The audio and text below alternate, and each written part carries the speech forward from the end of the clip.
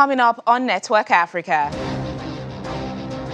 Nigeria's President Muhammadu Buhari and other African leaders addressed the 77th UN General Assembly in New York. Tunisian police release opposition leader of biggest party after questioning. Plus,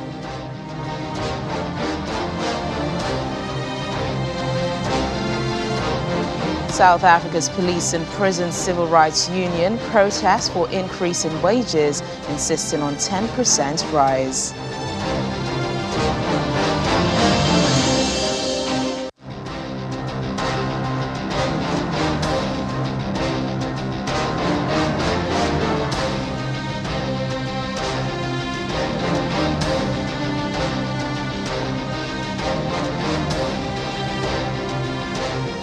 Hello and welcome to the program. I'm Teniola Oyetayo.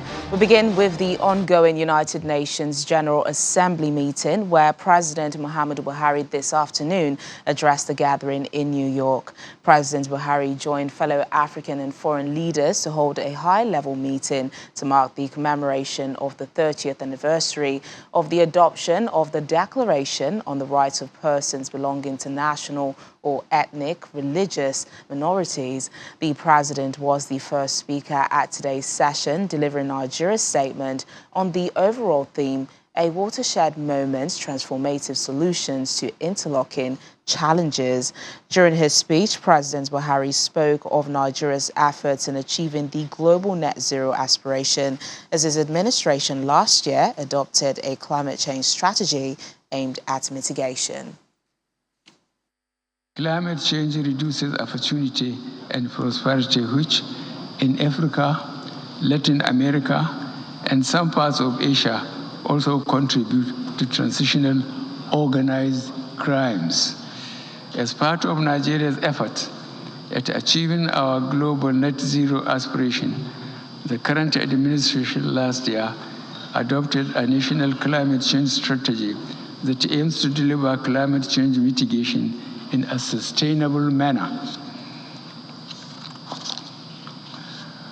The measures we took at the national level also require climate justice.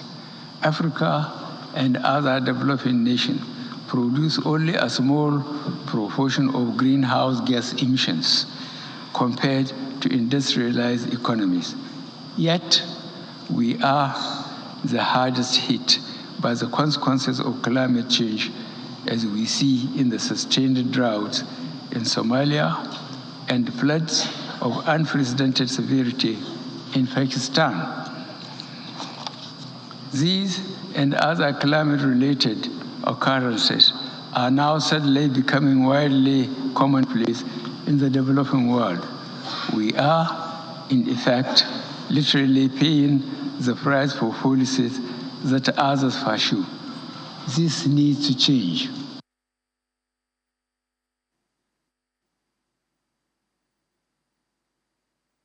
Well, the president also spoke about the country's upcoming elections in 2023, promising a free and fair exercise, even as he announced that this would be his last address as president of Nigeria because his political term is ending.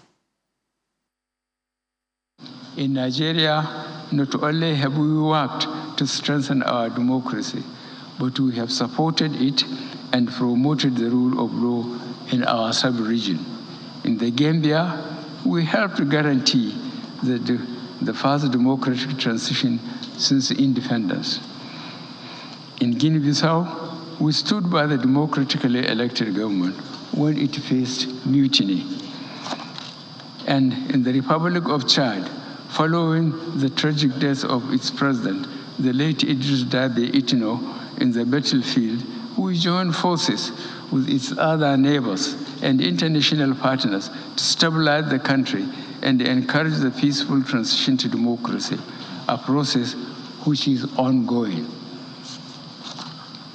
We believe in the sanctity of constitutional term limits, and we have steadfastly adhered to it in Nigeria. We have seen the corrosive impact on values when leaders elsewhere seek to change the rules to stay on power. Indeed, we now are preparing for general elections in Nigeria next February. As the 78th Anga, there will be a new face at this podium speaking for Nigeria. Ours is a vast country, strengthened by its diversity and its common values of hard work, enduring faith, and a sense of community. We have invested heavily to strengthen our framework for free and fair elections. I thank our partners for all the support that they have provided our elections. As President, I have set the goal that one of the enduring legacies I would like to leave is to entrench a process of free, fair, and transparent, credible election through which Nigerians elect their choice. Nigeria's President Muhammadu Buhari speaking there. And still on the UNGA, Senegal's President Macky Sall has called for the lifting of sanctions against Zimbabwe in his address to the 77th UN General Assembly in New York. The Senegalese leader and the current chairman of the African Union said the measures against Zimbabwe were aggravating the suffering of the people. The US and the EU maintained sanctions on Zimbabwe, citing a lack of progress in democratic and human rights reforms, as well as restrictions on press freedoms. The sanctions target both specific individuals and companies, including President Emerson Mnangagwa. Zimbabwe's economy has faced deep economic crisis over the past few years, with periods of hyperinflation.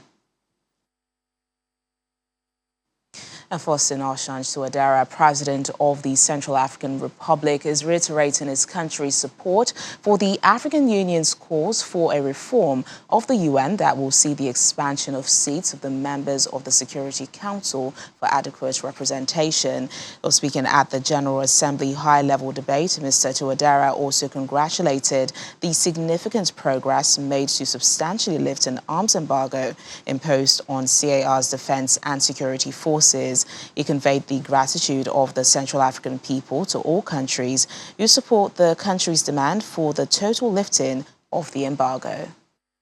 The Central African Republic reiterates its support to the common position of the African Union, which calls for the in-depth reform of the United Nations and the expansion of the seats of the members of the Security Council for fairer representation of all continents. I congratulate the significant progress that has made it possible to substantially lift the arms embargo imposed on our defense and security forces. And I would like to convey the gratitude of the Central African Republic people to all friendly and brotherly countries who strongly support our demand for the total lifting of the embargo. Je déplore cependant. And for the President of the Democratic Republic of Congo, Felix Tshisekedi, he's calling on the United Nations to become more actively involved in the fight against terrorism in the country and the Great Lakes region. Addressing the General Assembly, President Tshisekedi highlights the recommendations of the Global Coalition Against Islamic State and the Akaba process as areas where the UN should become actively involved. According to him, the Congolese people are determined to put an end to insecurity in the east of the country, whatever the cost. La République démocratique du Congo, une des victimes the Democratic Republic of the Congo, one of the African victims of this terrorism and a member of the Global Coalition Against Islamic State, calls upon the United Nations to become actively involved in the implementations of the recommendations of this coalition and the Akaba process. Statements of intention and proclamations of faith without any vigorous collective action on ground will never be enough to eradicate terrorism. We, the Congolese people, are now determined once and for all to put an end to insecurity in the east of our country, whatever the cost. The time has come to once and for all break the infernal cycle of violence in the east of the Democratic Republic of Congo, to stabilize the Great Lakes region, so as to benefit as much as possible from its economic potential, as well as from its rich biodiversity to save humanity in the face of climate change. And away from the UN General Assembly, the Ethiopian government is rejecting a report by the International Commission of Human Rights Experts on Ethiopia, describing it as incomplete and intended to demonize Ethiopia. The UN-backed commission on Tuesday highlighted what it called credible information of large-scale killings committed by Ethiopia's National Defense Force. However, the Ethiopian government says the report is a manifestly political statement issued under the guise of an investigation report, and it regrets what it terms hasty, substandard and agenda-driven pathway chosen by the Commission to discharge its responsibility. The government defended itself, saying it had brought perpetrators of human rights violations to justice. Both the federal government and the rebel Tigray forces have accused each other of human rights violations as the war in the northern region of Tigray rages. The leader of the biggest party in the now-dissolved Tunisian parliament has been released by authorities after being questioned through the night by counter-terrorism police. Rachid Ghannouchi has been accused of complicity in smuggling jihadists to Syria and Iraq, charges he denies. According to his lawyer, he will again be questioned later today. His another party has announced his interrogation and that of the former Prime Minister Ali Larayad as a flagrant violation of human rights. The Tunisian president, Kais Saied, has brokered no opposition to his rule since dissolving parliament last year. And members of South Africa's police and prison civil rights union are up in arms against the government over what their pay rise should be. The government is offering a 3% raise. However, the union insists on 10%. They have marched to the union buildings in Pretoria to hand over a memorandum of demands to the country's police minister, Becky Cele, and Justice and Correctional Service Minister, Ronald Lamola. Addressing those gathered, the union's president says the salary they get leaves them unable to afford things like paying school fees for their children. As the country continues to experience load shedding, he also adds that this makes it hard for them to fight crime in dark. The members of the Police and Prison Civil Rights Union, POP Crew, marched through Pretoria, the South African capital, while their colleagues in uniform kept watch and guided, probably silently happy this is also for their benefit.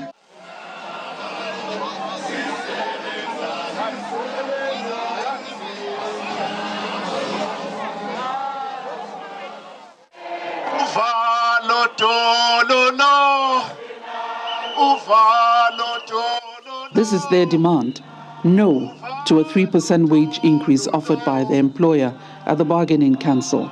They want 10% instead, to be able to meet their personal obligations as they serve the nation, as well as a better working environment to fight crime, among other issues. 3 financial years without a salary increment. And we want to say today, whether there is nothing to negotiate for. There is nothing to negotiate for. We can't negotiate down and negotiate for 3%. We want salaries. We want better life. We want just salaries. 10% is not even above the said 7% inflation. We just need 10%. After 3 years having not been increased, just 10%. That is what we want. When you give workers here 3%, it means a month you are giving them an increase of 450 rands. They are demanding 10%. What does that mean?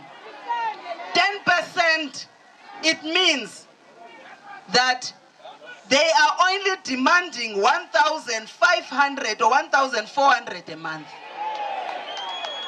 which is almost equal to the 3% that an ordinary MP is receiving when you give them 3%. The Labour leaders handed their memorandum of demands to the Minister of Police, Becky Cele, and of Justice and Correctional Services, Ronald Lamola. Both tried to speak to the sometimes unreceptive crowd. sobachazela ukuthi nifunani.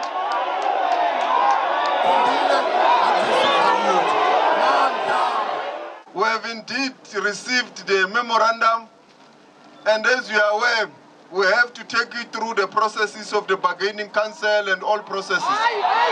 We will take it through and ensure that the issues that have been raised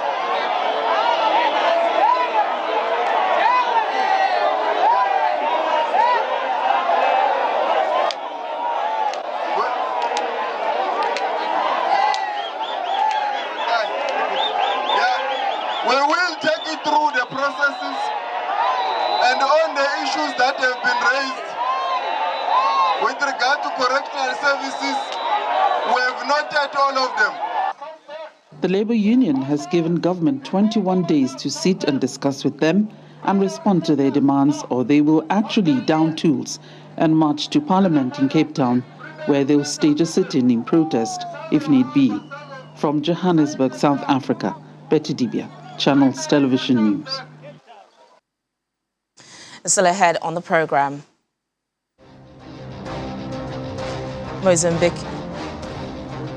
Mozambican designer wants his brand up there with the world's best. On how he does it, please stay with us for more details.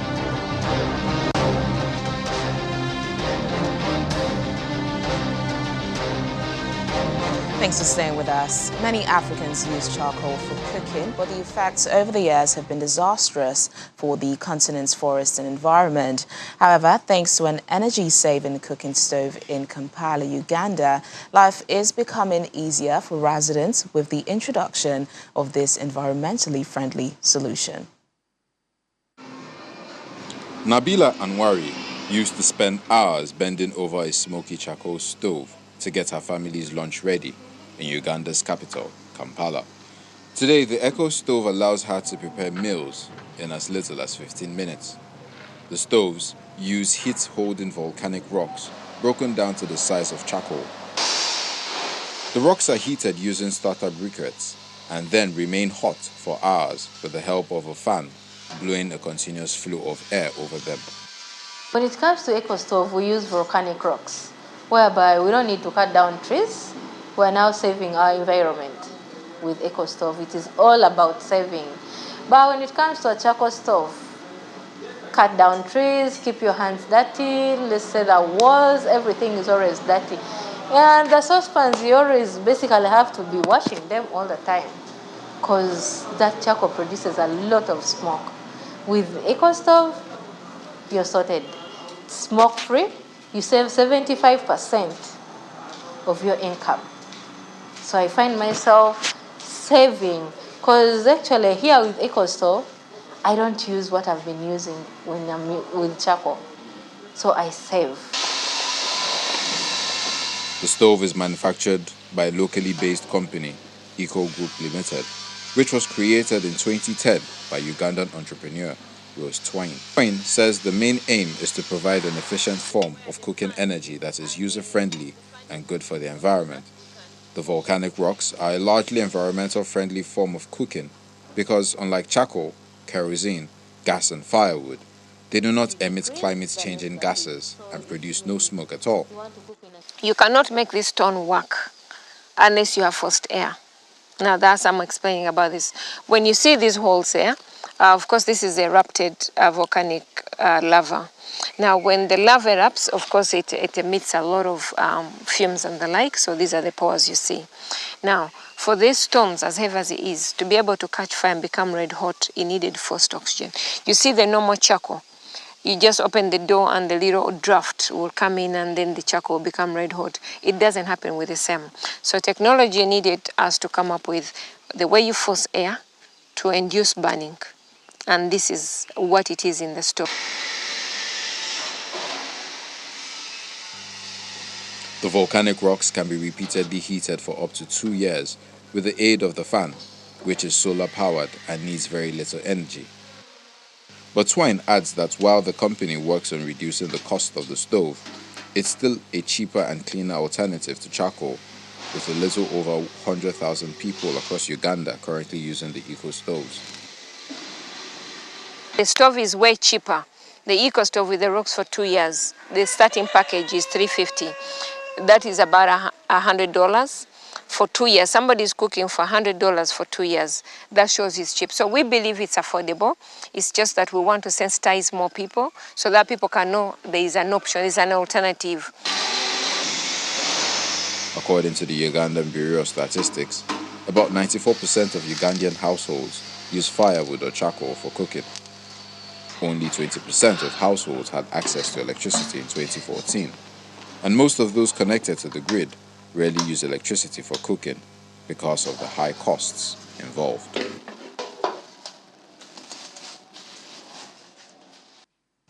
Equatorial Guinea has brought forward its presidential election by 5 months to November 20th at the same time as the legislative elections. Well, this is according to a decree issued by the head of state, Teodoro Obiang Nguema. Mr. Obiang has ruled the country since 1979 and is constitutionally allowed to run for a 6th term.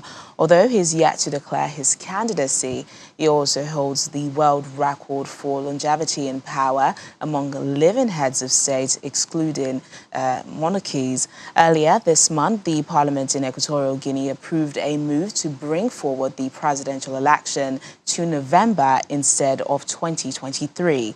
This means political parties have less than 3 months to prepare. It follows the Congress's authorization for the government to merge the presidential election with legislative elections. More than 600 migrants from different African countries have arrived in northern Niger after being turned back from Algeria. According to local authorities, some 669 people turned back from Algeria, including 2 Nigerians, and 667 West and Central African citizens arrived on foot in Asamaka, the Nigerian town closest to the Algerian border, after being turned back from neighboring Algeria. Of these 667 migrants, 648 were men, 14 were women, and 5 minors. They include 286 Malians, 166 from Guinea, 37 Burkinabe, 27 Senegalese, and 25 from Benin Republic. The group also includes 22 Ivorians, 21 Gambians, 21 Sudanese, 19 Nigerians, 14 Cameroonians, and 14 Sierra Leoneans. In addition, citizens from Chad, Mauritania, Guinea-Bissau, Liberia, and Togo are among those turned back. And Mauricio Matapisse's clothing line, which started as a concept back in 2013, has caught the eyes of young Mozambicans with its trendy designs.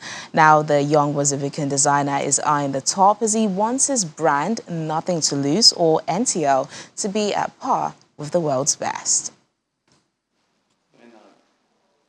Mozambican designer Mauricio Matapis is cooped up in his studio making sketches and designing logos for his Nothing to Lose clothing brand onto fabric. Since 2013, NTL has garnered traction across Maputo to become a household local name. At this point, I think we still need to work more. We need to give more quality to our followers, to those who believe in our project, to those who buy our products. We need to create that dynamic of when the person goes to a store to buy Gucci, Nike, and when he sees NTL, he feels a little balance there. Like, should I buy this or that? NTL customers say its affordability, fabric quality, and range of styles, from hats to summer outfits, set it apart. I am passionate about hats and have been finding quality hats at NTL, so I spend a lot less to get the same quality. The product is cheaper for its quality. I like the summer collection because the fabric is very good and you have the freedom to choose the color, size, and design of your own clothes. While the brand is still in its developing stages, Matapis believes in its value in the local economy, and through social media campaigns, photo shoots, and fashion shows, he's able to create jobs for the youth. When we came up with the idea, we did not think it would be the brand that it is today. something that would reach the level it has today. On a permanent basis, he has 8 to 10 workers helping him design, sew, and print logos for the brand. From time to time, when he has new releases, he is able to hire double or triple the number.